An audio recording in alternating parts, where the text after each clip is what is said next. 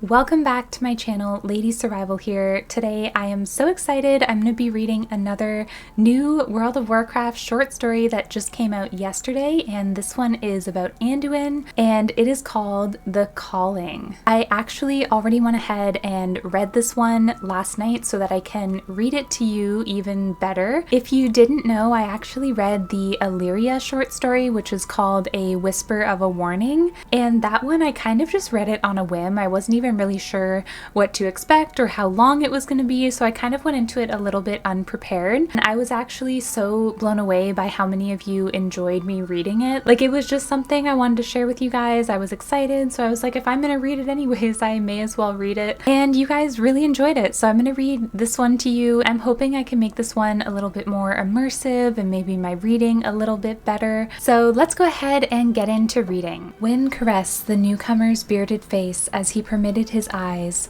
so hungry for green openness and soft lands, to feast. Stormsong Valley was the ancient home of the Tide Sages, mages whose mastery of water and wind had protected ships and sailors for generations. Yet the beauty of this little hamlet near the sparkling sea was not that of majestic monuments to powerful magic. Here, it was obvious one was in the breadbox of Kultiris, where a salt spray wind whispered over barley and wheat, and the only magic was that of water and windmills, creaking from morn till night, transmuting elements to energy in service of the feeding and care of ordinary folk. The pleasant sound of the mills sang a promise of new beginnings, and the crash of the waves below, near the cave where his belongings lay bundled and buried, spoke of an ending. Anduin Wryn's recent wandering had not taken him to peaceful places. He understood that he was trying to scour himself, to purge his mind and soul, to burn away his sins in places where the landscape reflected his own suffering.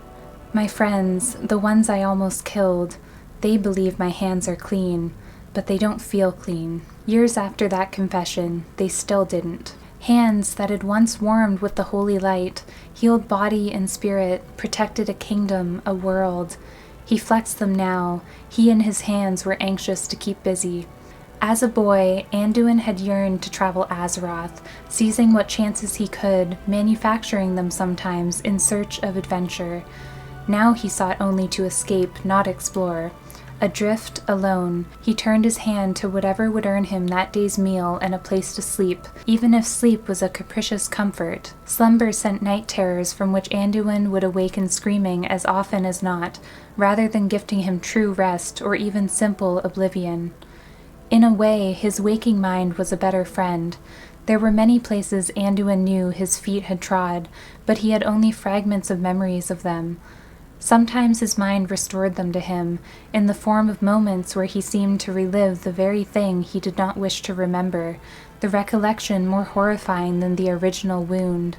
Changing his environment helped, as did learning something new, keeping his hands busy, playing a game of hide-and-seek with personal demons much worse than true ones, then on to the next place and the next. Anduin had kept to himself on the voyage to Kultiris, as he always did. He stayed in his cabin, venturing topside only when the walls of the cabin closed in and the air stank of his own fear and sour sweat. He silently observed the sailors making knots, then fashioned his own, a skill he would take from the trip. Once the ship had docked, Anduin slipped into a dark corner of a tavern and ordered a bowl of stew. He was not among those who sought solace at the bottom of a tankard. He acknowledged there was some temptation in the thought of drinking deeply enough to drown the dreams of his body moving against his wishes, of watching his hands curl around the hilt of his father's corrupted blade. But he knew the only thing worse than living with those memories would be losing control. Anduin ate the meal without tasting it, listening to news, gossip, and who needed what done where, and he learned that Stormsong Valley was flourishing so well that there was a lack of strong backs willing to help with harvests, tend the land, or grind the grain. The long walk from Boralis to the valley had calmed him, each step bearing him from the bustle of the harbor into silence, stillness, and the steady rhythm of the sea. "That's my favorite view," came a voice from behind.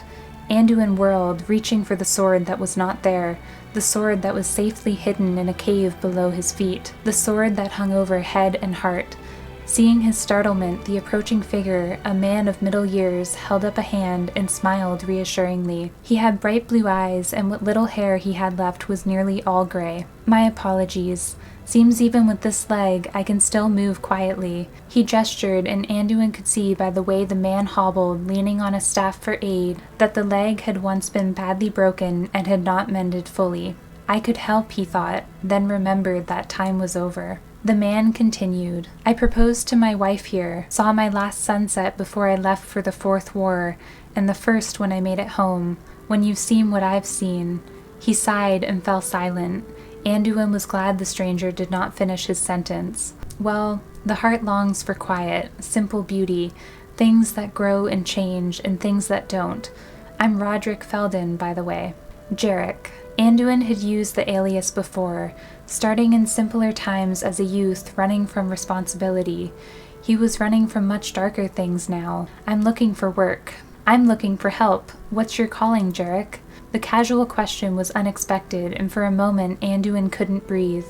A calling. He thought of the priesthood of Aaron Stonehand, the young Ironforge warrior assigned to train him in the art of the sword. She had promised to dwarf temper him, but instead realized the prince was not suited to cause pain, to harm. Aaron believed that Anduin might thrive in service to the light. So had Magni Bronzebeard. Anduin had believed it too. Once. He'd always felt drawn to the peace it offered, the stillness. "My whole life I've wanted peace," he thought, "and my whole life I've never had it." Fields by the ocean, open sky, open land, hard physical labor. Maybe this place, this job, would help.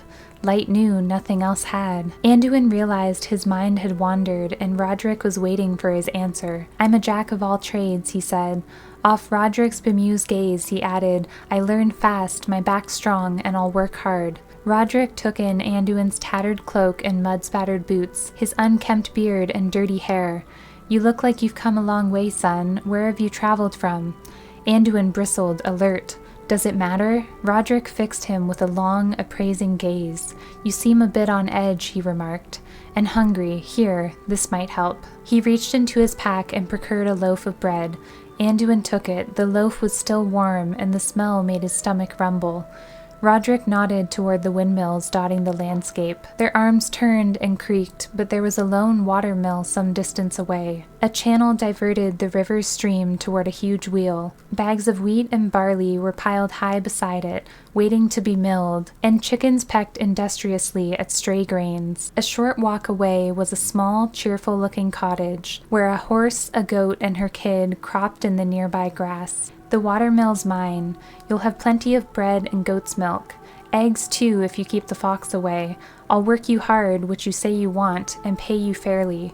You'll need training, of course, but if you're a quick learner, it won't take long. After that, I'll be by once or twice a week with supplies." Rodrik went over Anduin's list of responsibilities, checking the millstones, grinding the grains to flour, maintaining the machinery, taking orders. "Wait," Anduin interrupted, his throat tightened. He hadn't thought this through. "The farmers will bring the grain here? How many? How often?" He could hear his voice rising with agitation and feel his palms starting to sweat. He had sought isolation, but this sounded like it would provide exactly the opposite. Anduin felt himself shutting down, as if one by one doors inside him were closing. This place, pleasant as it seemed, didn't have the answer after all. "Oh, I used to be interrupted all the time, but I moved my family into town after the war. My wife runs a bakery now. I do all the boring work, and I'll handle the orders. I turned over the hard part to the young and strong." Rodrik chuckled ruefully. "It was a good idea in theory, but I can't keep anyone for long. It gets too lonely, or so I hear. I'll take it." As Rodrik had warned, there was training, quite a lot of it. The older man taught him how to listen to the mill to know when something was off, and how to repair the intricate machinery. How to test the grind of the flour by the miller's rule of thumb, its feel between thumb and forefinger, and how to inspect the grindstones themselves. How to milk the goat, saddle the horse, and make a snare to catch the fox if it bothered the chickens. Anduin paid keen attention. The sooner Rodrik deemed his new hand ready, the sooner Anduin would have his privacy. He was silent except to ask or answer questions, but Rodrik didn't seem to mind. He chatted amiably, mostly about his family, his wife, Vera, who not only managed the bakery, but also was the baker herself. Their son, Ben, a decade younger than Anduin, and their daughter, Cinda. She's still a child yet, but smarter than most adults I know, gets that from her mother, and her father smiled, his eyes full of pride. Anduin stayed silent. His own family had been nothing like Rodrik's. His mother had died shortly after he was born, lost to violence. His father had been hurting, distant, and for many years, gone. When Rodrik spoke of his service in the Fourth War, Anduin withdrew even further. There weren't an awful lot of professional soldiers in Kultiris right before the war began, Rodrik said as Anduin sifted various grinds of flour through his fingers. The majority were drafted, and most from around here weren't all that familiar with the weapons of war. We're farmers, millers, beekeepers. You should have seen me the first time I held a sword. He chuckled, then grew serious, his eyes somber. I learned how to use it pretty well, though. Anduin's breath caught and his heart hammered. Bodies, wrapped in white, laid out on the weathered boards of the harbor, a pitiful few soldiers in armor waiting to board, and Gen's words, "That's the last of the soldiers, we'll be calling up farmers next." Jarek?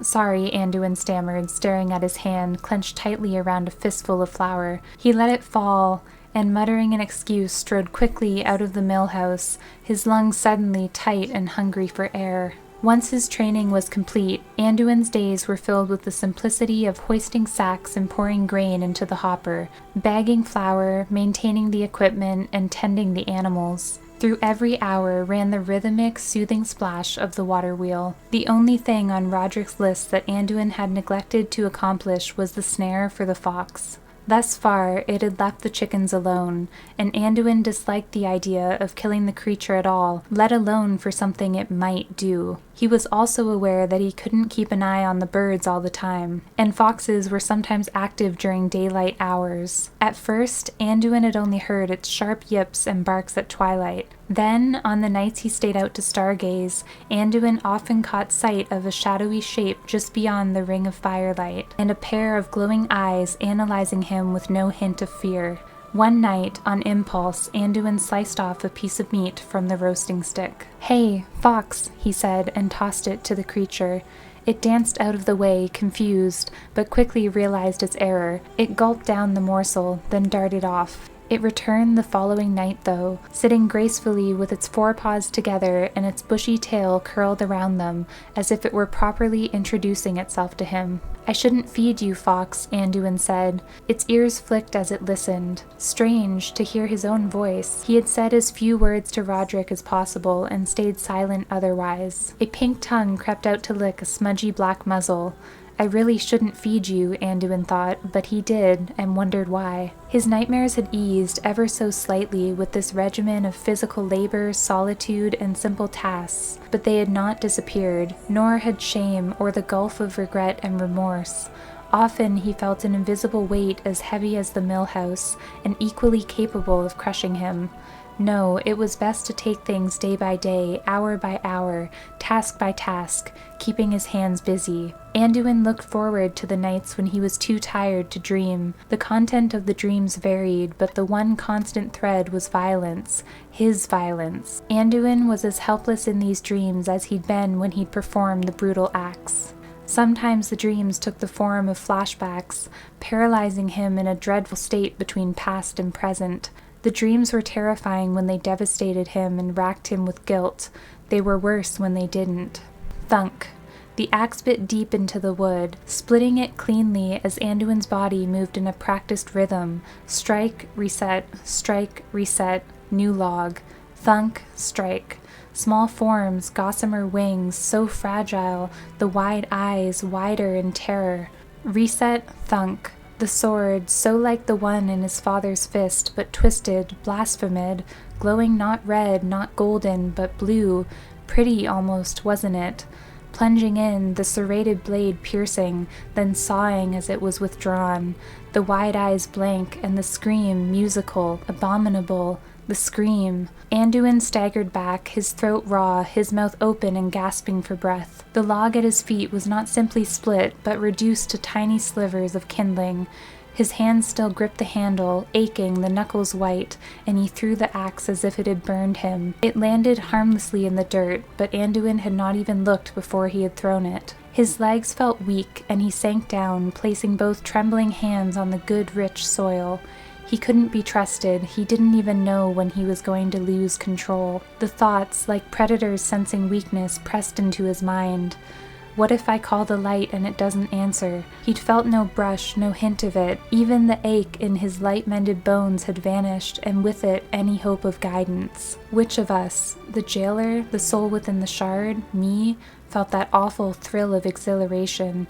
What if I take a life and I feel pleasure? Anduin dug his fingers deeper into the loam, grounding himself in all ways, and took a few slow, deep breaths. These waking nightmares were rarer than the dreaming ones. Fortunately, at night, there was less of a chance he'd hurt anyone. He'd been very lucky just now. He could have damaged a building, the livestock, or worse. Rodrik hadn't come by today. What if he had decided to show up at that exact dizzying moment, had stolen upon Anduin in that quiet way of his? Anduin got to his feet, drank deeply from the water skin and wiped his face, then glanced at the road and grimaced. As if on cue, Rodrik was approaching with Anduin's twice-weekly supplies. There was nothing unusual in that, but the sky was already turning lavender. Anduin rinsed his hands and face and braced himself, hoping he didn't look too distraught. He'd do what he could to make this quick. "You're later than usual," he said as he began to unload the wagon. "Won't you be late for dinner?" "Not tonight." Rodrik shot him an impish smile, then carefully climbed out of the vehicle. "I hope you're hungry. We, my young friend, are about to dine on Vera Feldon's world-famous spring vegetable stew and berry pie." No, that's all right. I don't need..." Rodrik limped up to Anduin. "Everything came out of the oven less than an hour ago. You're not going to make me go home and tell Vera I didn't feed you, are you?" There was, of course, no answer other than acquiescence. As Anduin put away the supplies, Rodrik started to light the fire in the little cottage. "No," Anduin said. He didn't want to be in a small space right now. "Let's eat outside." There was a brief pause, then Rodrik nodded, heading out to the fire pit instead. As Anduin emerged from the mill house, Rodrik called out to him. "You're going to need to set that snare." "It's all right," Anduin said. "He's fine." As if to confirm it, the fox yipped and trotted over to him. He wouldn't let himself be petted yet, but ever since Anduin began feeding him in the mornings, the fox had taken to following him around during the day. "He catches rats in the mill house and leaves the chickens alone." "So far," Rodrik muttered. "Does he have a name?" "No." Names had significance. They implied affection, connection. Anduin would not give one to the fox. The miller placed a small cauldron over the fire and unwrapped the bread and cheese. And, as Anduin had expected, began to talk. First, about the bread. It was different with herbs. Vera was experimenting as the harvest festival was coming up in a couple of weeks. Normal chit-chat from Rodrik, yes, but Anduin realized there was something off about him tonight. His amiable manner seemed forced. Both men were silent as they ate, but as Anduin ladled another serving, Rodrik asked a question that was both innocent and agonizing. "Were you in the war?" Anduin froze and swallowed hard. Oh yes, he had been in the war. In many ways, Anduin felt he had been the war. He couldn't speak, but nodded. "I'm not saying it wasn't worth it, to fight. But even a war worth fighting takes its tolls. Some you don't even know you've paid until afterward, and some you just keep paying." Anduin stared at the bowl cooling in his lap. He'd been hungry a moment ago, but now the food sat rock-heavy in his stomach. A cold sweat began to grip him. Things that you think shouldn't bother you do, like a fire outside. There was a time when I couldn't even sit here like I'm doing now. Still don't like it much, but it's better. He took a breath, held it, then blew it out slowly. Breathing like that helps. So does moving your body. His body, moving without his will. Anduin took a deep breath. "We were ambushed at our campfire.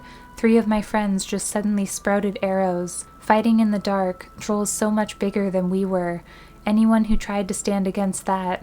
Rodrik paused. His face seemed pale, even in the fire's glow, and he was trembling. "We ran. We had to. I know I had to. But I shouldn't have left the others behind. I dream about it sometimes." Kingsmorn, glowing icy blue, merciful oblivion ripped away so Anduin could see, understand, his own hand on the hilt, his own blow, pulling forth the sigil. "Took me a long time to even tell Vera." Anduin sprang up, the bowl falling from his lap. "You better get back. It's late," he said, his voice broken. He turned and strode off, breaking into a run as he went, just like the fox who followed him, running from Rodrik's pain and truth and his own. "The harvest festival is tomorrow," Rodrik said 2 weeks later, after Anduin had finished loading the cart with several bags of flour. "Vera makes a special dessert for it, served hot right out of the oil and covered with sugar." Anduin knew the treat. Suddenly he could smell the oil, the sugar, and his mouth watered. Varian, king, father, his large strong hands covered with the sweet powder. "You can lick your fingers here, son. Manners are for formal dinners, not festivals." The taste hitting his tongue, the sound of laughter and music. Rodrik must have seen him flinch. "No need to come, of course, but you'd be welcome." "We'll see," Anduin managed. They both knew what that meant. The wagon was ready to go, but Rodrik, in the front seat, did not slap the reins to signal the horse to depart. Anduin tensed. "Jarek, about our last conversation." Shame washed through Anduin. "I'm sorry, No, I'm sorry, that was my error." Confused, Anduin stayed silent. Rodrik shook his balding head sadly. "I see me in you, Jarek. In those times when you get angry or can't breathe or just plain want me gone. I recognize it when you shake and sweat and seem to see things I can't.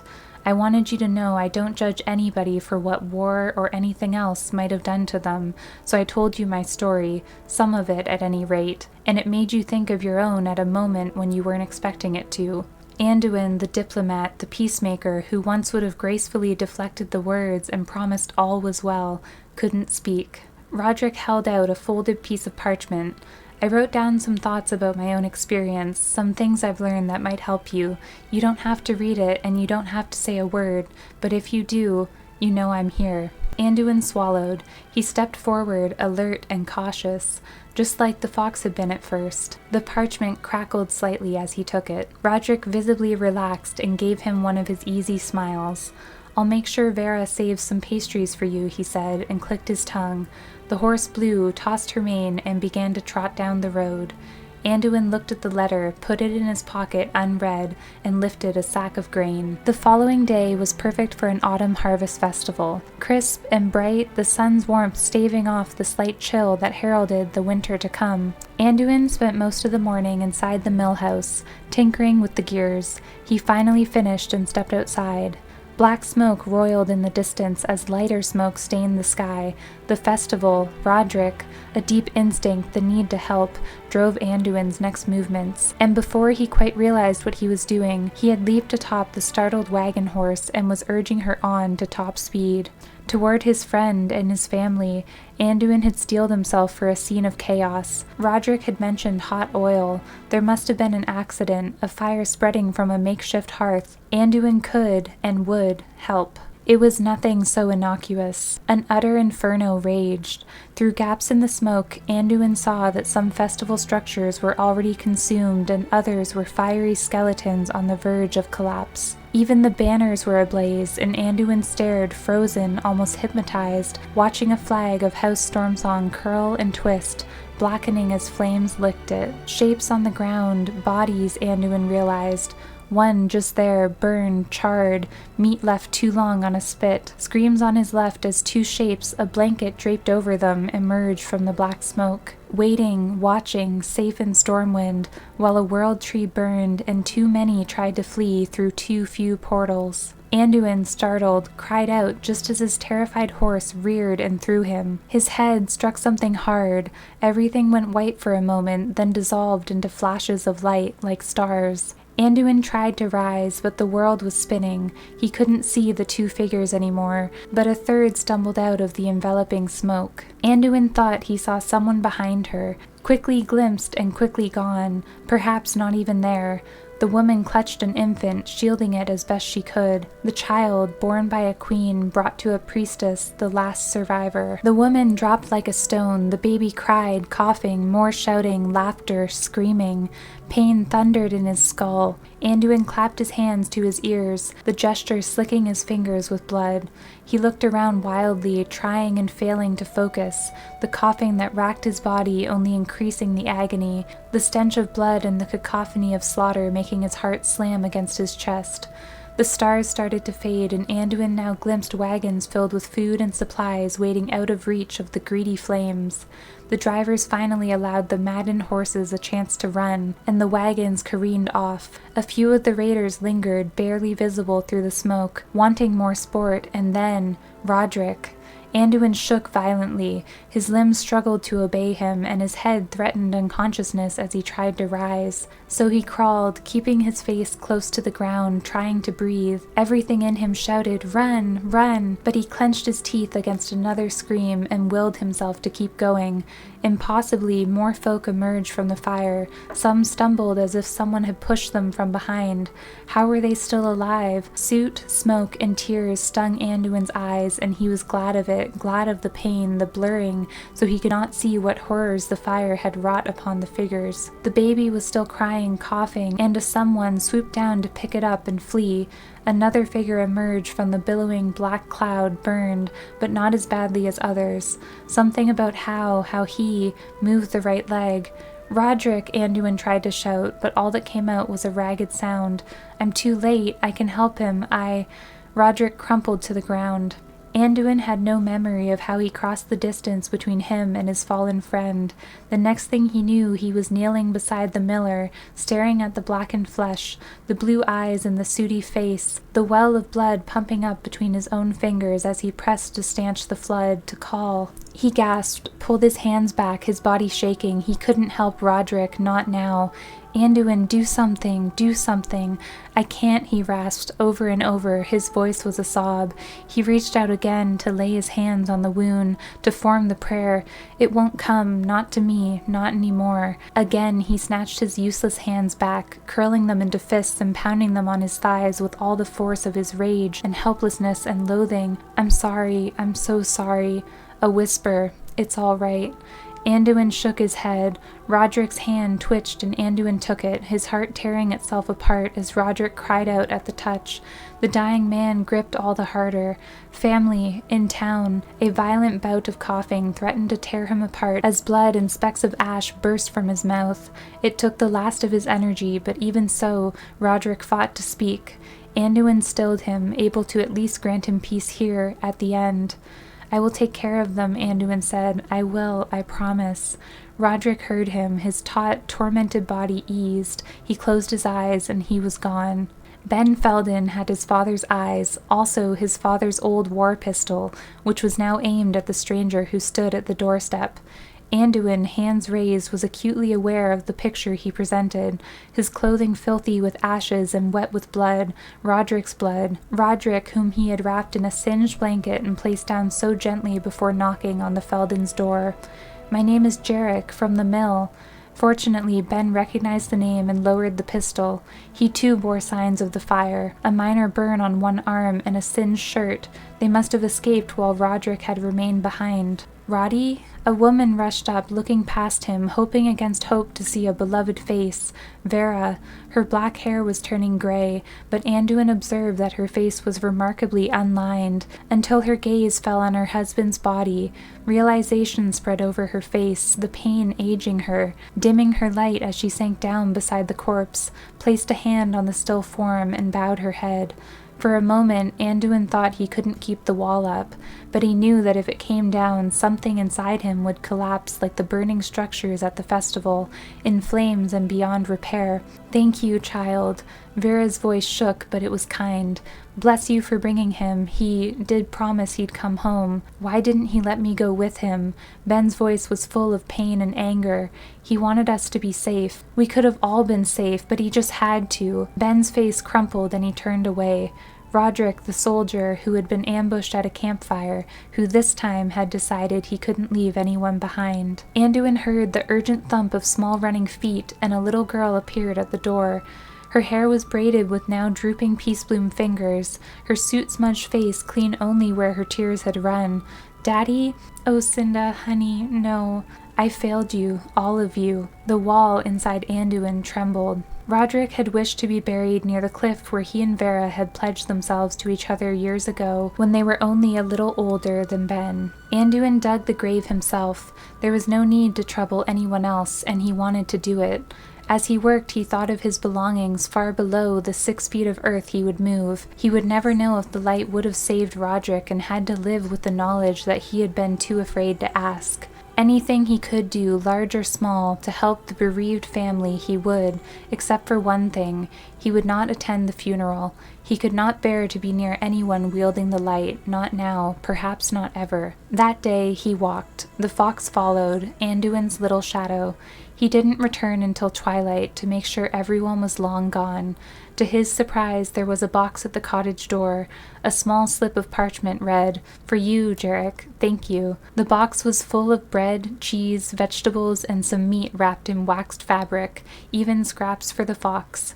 He picked up a piece. "Hey, fox," he said, and fed him the morsel. The note reminded Anduin of the one Rodrik had left him, forgotten until this moment. He retrieved it and looked at it for a moment. "Jarek, we've both known war. It does things to you.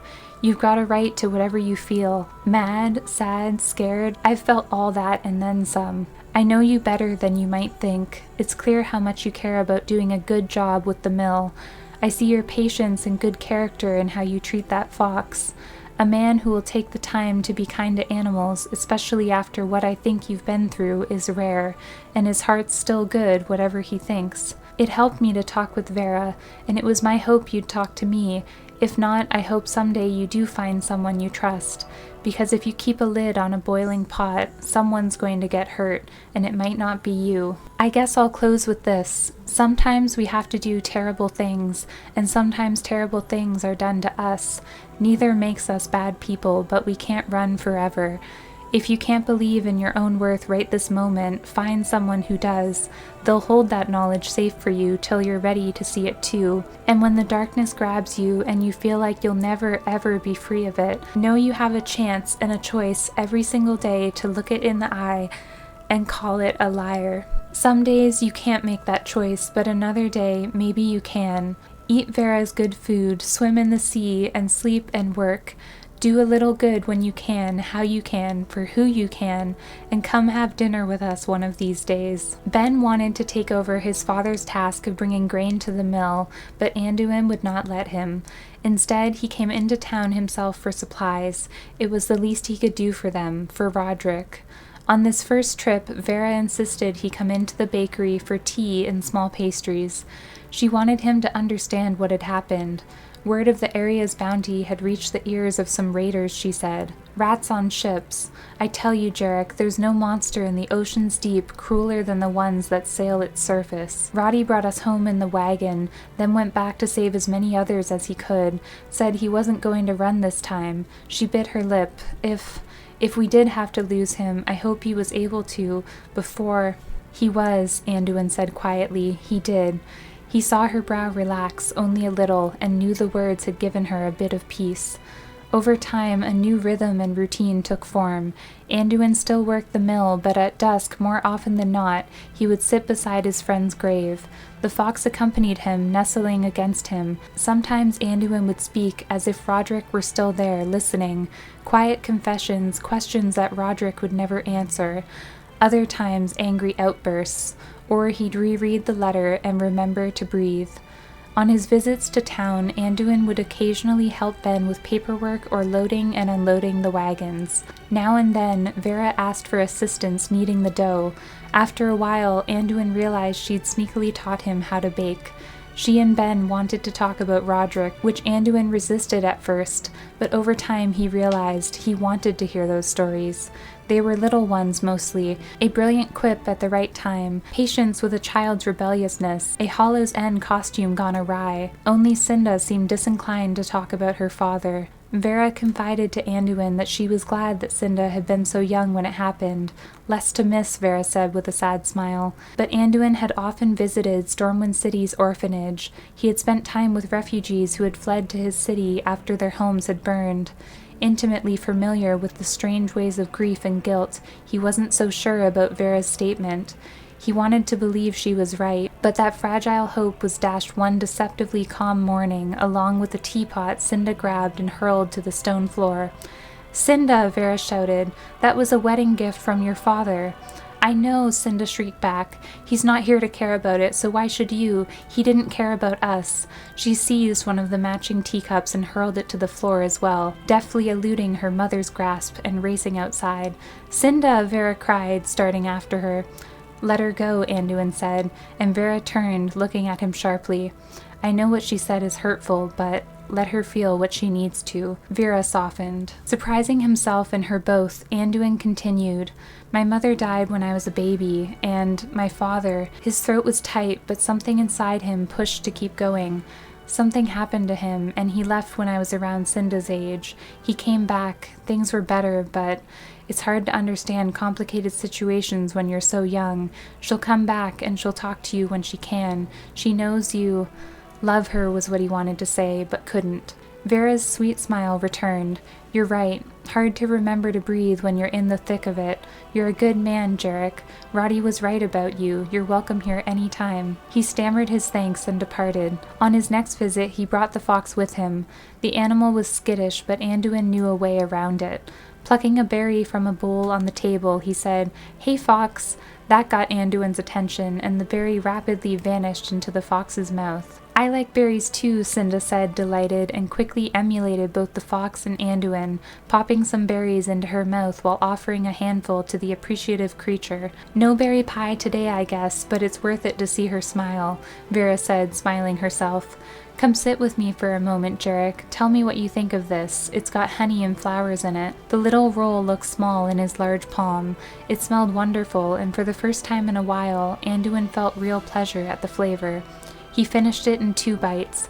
Vera's eyes crinkled, and she handed him another one. "He likes you," Anduin said to Cinda. The fox was presenting his white belly for the girl to rub. When she did, the fox squirmed with delight, emitting a high-pitched, squeaky cackle. "He's laughing," Cinda said, laughing along with him. Still grinning, she looked up at Anduin, and her smile turned a bit sad. "Mama told me about your mama and papa. I'm sorry." Surprised, Anduin looked over at Vera. "It helped," Vera said, "for her to hear that." "I miss Papa a lot," Cinda said. She was still petting the fox. "Mama says that won't go away, but it'll get easier, and we have each other." She looked at Anduin, sad but smiling. "Don't we?" Anduin was about to reply when he realized that she was including him. "Oh no, little one. No, I don't. One day I'll let you down too, just as I have everyone else." Time passed. Anduin worked, keeping his hands busy. The nightmares dwindled further, becoming rare. The anxiety that sometimes descended out of nowhere eased its grip on his soul, and the flashbacks, those shattering raw moments of hellish memories seeming far too real, all but ceased. In the end, as a part of him had always known would happen, it did not last. They would die at his hands, his friends, those who believed in him, who were trying to save him. He'd failed them. The smoke, the infant crying, calling for help as best it could. Anduin bolted up. The crying was coming from the fox, who whimpered and pawed at him. His ears were flat against his head. Something was very wrong. Anduin shook off the dream almost physically, stroking the animal to reassure him as he got to his feet and looked out the window. In the south, a thin gray pillar stretched upward. Smoke. "No," Anduin whispered. His legs trembled. He couldn't fail them, not again. He couldn't bear it. And yet still his legs were moving, dreading every twitch of muscle. Racing now to the wagon horse, racing now to the bundle he'd buried, even as he couldn't unwrap the sword for fear of gripping its hilt. What if he couldn't stop? What if he took too much pleasure in hefting it once more?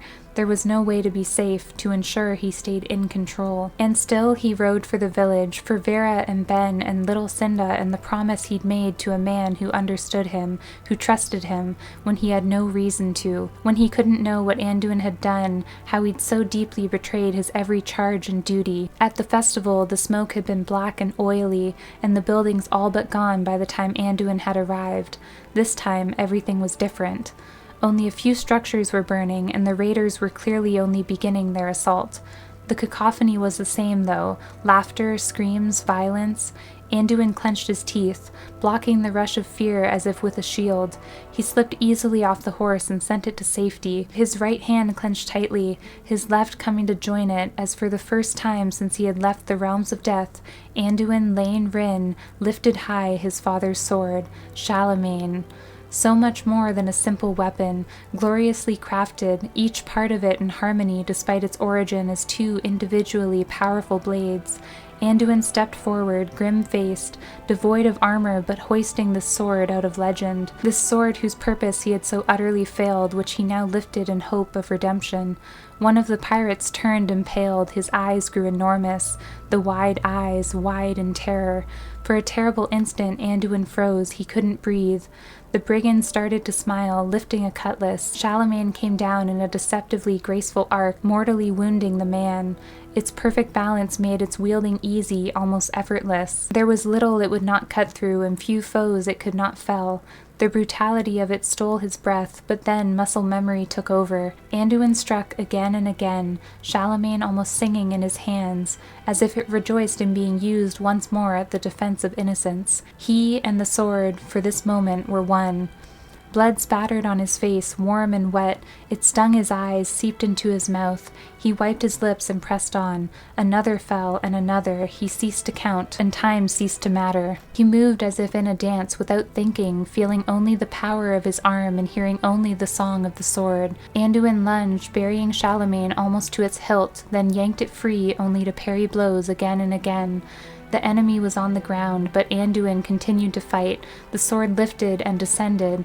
A muffled voice tried to cut through the chaos, a word, nonsense and nothing to him now, in this scarlet span of time. A name, not his, no, but he knew it. Jarek! Jarek! Anduin shouted incoherently, lifting Charlemagne to strike. Cinda stood, staring up at him, her mouth open in a look of shock, but she was not afraid of him. Unthinkably, foolishly, she was not afraid, and she squeezed his arm, saying things he could not understand, but were gentle and comforting. Anduin. The call was quiet, but the voice was not that of the child before him. It slammed into his being, shattering his thoughts into a kaleidoscope of agony and brilliant colors. It was a song with words he understood yet did not recognize, which vibrated along every nerve of his body, and the singer, the speaker, knew his true name. Anduin, it whispered, the softness laced with pain. An image filled his mind. What seemed to be a sun, white-hot at its heart, with hues of yellow and magenta flickering along the edges. Anduin, so beautiful this voice, this vision, but he understood that what he beheld was in danger, that at some point, perhaps soon, it might explode. It was calling him away. He was needed. No, he pleaded, to who or what he did not know. I'm needed here, please. Anduin, came the implacable reply, and he could feel the voice's sorrow and torment. The touch on his arm galvanized him, and he started, blinking, the vision retreating. Cinda was still there, her expression one of concern. Are you all right, Jarek?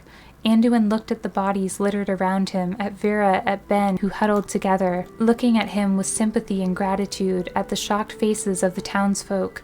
There was no more screaming or shouting. Anduin had brought silence. How many had he killed without even... He stared at Charlemagne, seeing it as if for the first time. There was no light moving in the blade's curve, no gold, but at least, blessedly, no icy blue. The sword clattered to the street as Anduin dropped to his knees, gasping, staring at Cinda. Why did you come to me? I could have killed you. She smiled a little, because I knew you wouldn't. Anduin's eyes filled with tears. I wish I could stay, Anduin said to Rodrik, to the wind, to himself. He had cleaned the blood off Charlemagne, then retrieved pieces of his old armor from the cave where they had lain undisturbed for what felt like a lifetime. He had tidied the cottage, fed the goats and chickens, and organized the sacks of grain. Now he sat beside his friend's grave, clad in armor, with Charlemagne on his right, and the fox, eyes closed as Anduin scratched his ears, on his left. But I know you would understand. Thank you for everything you've taught me. He gripped Rodrik's letter, then tucked it into his pocket. Suddenly, the fox sat up, alert, and gazed toward the road before running toward it. Anduin thought he had made his goodbyes to the Feldons after Cinda, in her innocent faith, had broken the spell that violence had held on him, for the moment. But he was not altogether surprised to see Rodrik's wagon coming up the road with all 3 Feldons on it. You're a fool if you think we're letting you go without proper food and supplies, Vera said as Ben brought the wagon to a halt. Anduin stood. I thank you, but I'll be traveling light. My pastries are light, Vera countered. Anduin could not disagree. Jarek, Ben said, that sword. Plenty of wandering adventurers fight with swords, Ben, Vera said swiftly. You know how your father hated anyone prying. It's all right, Ben. And oddly, it was. It didn't matter now if someone recognized him or Charlemagne. Can't you stay, Jarek? Cinda asked, racing to him. When he shook his head, she said, will you ever come back? I cannot stay, he said. He knew nothing about what awaited him, who or what was calling to him, or what it wanted, only that it was in pain and needed help, and so he would go. His voice cracked as he spoke.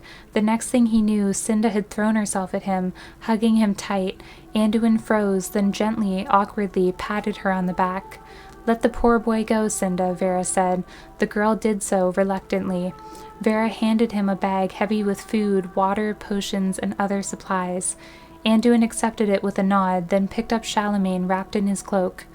I don't know what you're going toward, but I wish you safety and joy if you can find it. He couldn't speak, just nodded, then quickly turned, knowing that if he lingered but a moment longer, he might not be able to leave at all. He had scarcely gone 3 steps when a red blur sped toward him and nearly knocked him down. Anduin broke. He knelt and pulled Fox. Fox, not the fox or a fox, not anymore.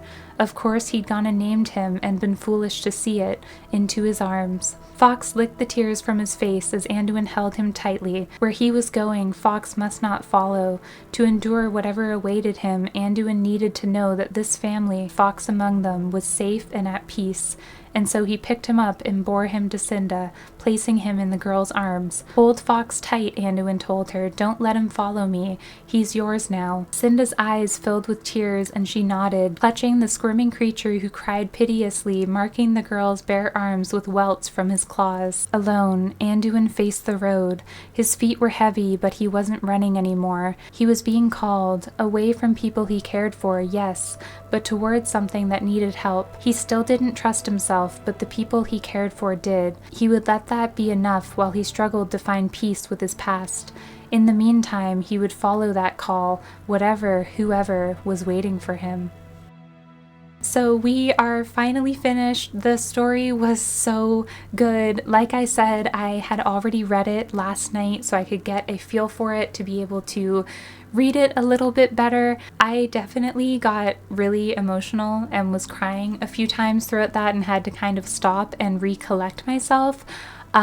This was incredible. So far, this is my favorite of the 2 short stories, and I think it's just so cool kind of knowing and filling in the gap of like, this is what happened before we see Anduin in the War Within cinematic, and oh god, it is so cool. I feel like I could talk about so many things, but I might make a separate video kind of having a discussion about the book, because otherwise this video will be super long. So let me know if you guys are interested in me having like kind of book chat like discussions about the Illyria short story and the Anduin one, and maybe going forward I can do that as well, where I'll have like a reading the short story and then a separate video to discuss my thoughts about it and kind of speculate on what all of it could mean and stuff. I hope that you guys enjoyed it. Let me know your thoughts, like the video, comment, subscribe, all that good stuff. I would really appreciate it. I am definitely gonna head out now because I have been reading for the last like 2 or 3 hours because I definitely mess up a lot, so I have to keep repeating sentences over and over again, but we did it, woo! I will see you guys in the next one and hope you have a lovely day. Bye!